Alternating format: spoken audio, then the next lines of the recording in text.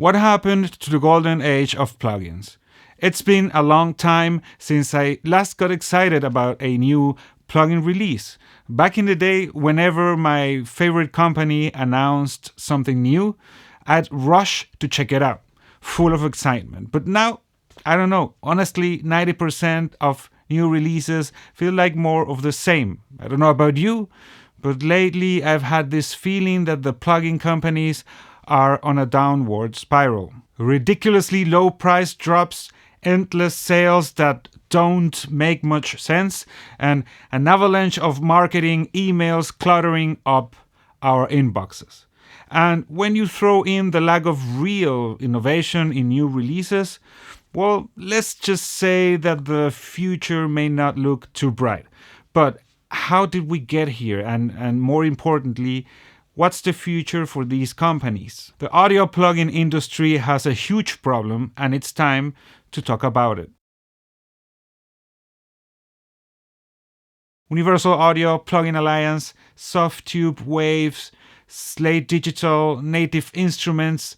These are just a handful of the big names that immediately come to mind when I think about plugin companies.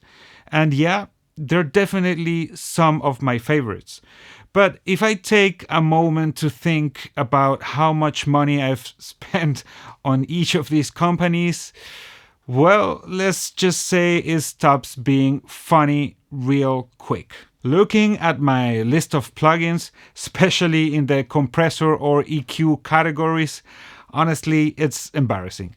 Nobody needs this ridiculous amount of plugins. Variety and options, as absolutely, but if your list of EQs is pushing past 100 or even 20, then you already know you've got way more than you'll ever need. Let's go back a little bit in time and talk about the explosion of the plugin industry. Now, I'm still too young to have lived through the very first plugins that hit the market. My first real DAW was Cubase SX3. After spending a couple of years messing around with Fruity Loops and Reason.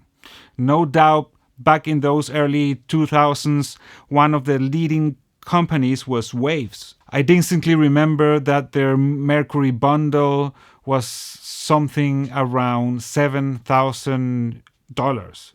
I mean, $7,000. Can you believe that? I'm actually not 100% sure if that was the exact price, but I do know it was a lot of money. These days, no one in their right mind would pay $7,000 for plugins. Now you see those bundles going for pennies compared to what they used to cost. Which makes me wonder, how did prices drop so drastically? How is it possible that a plugin with a normal price of $250 is constantly on sale for $29? What's going on here? Let's rewind to the early 2000s. Plugin companies had already been developing software through the 90s, slowly building their presence and advancing the technology.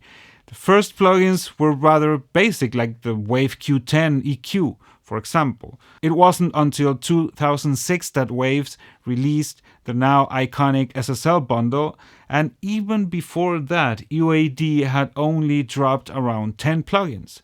This included, for example, the Pultec EQ, the LA2A, the 1176, the 1073, and a couple of other ones. Now imagine everything that still needed to be done back then. There was so much hardware left to emulate. Think about how many consoles, channel strips, EQs, and compressors were yet to be released. It was certainly an exciting time for the industry and for all the producers, mixers, and musicians using these products. And while paying $300 for a plugin today might seem like a lot, back then, when you compare it to the cost of the actual hardware, it was way, way cheaper.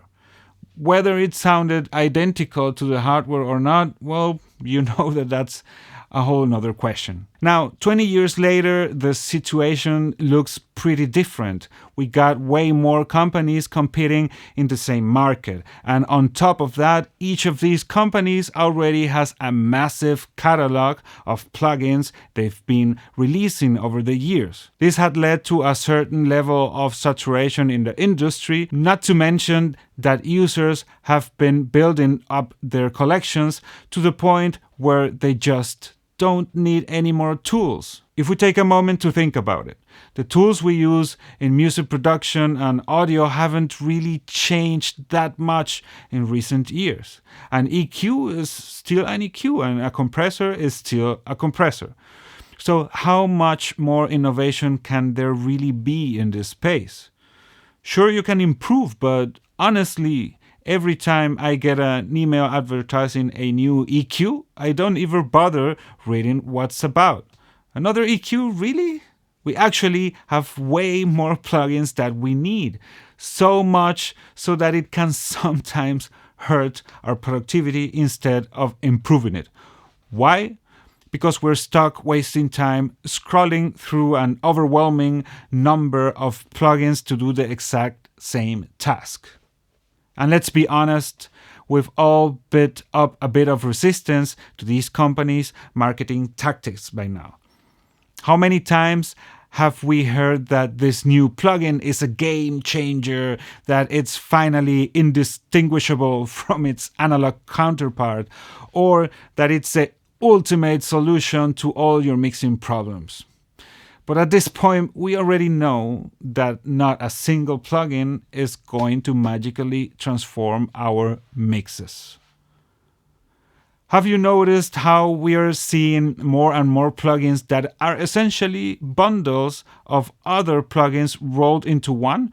Take, for example, UAD's recent release Vocal Chain. Sure, it's fine, but there's nothing groundbreaking here. It's probably just some reused code from their existing plugins combined into a single package. Honestly, I don't believe any professional mixing engineer would slap this plugin on their lead vocal channel and call it a day. You get much better results and way more control by building your own chain inside your DAW. Now, if you're working on a quick demo or just need something fast, fine, a plugin like this might do the trick.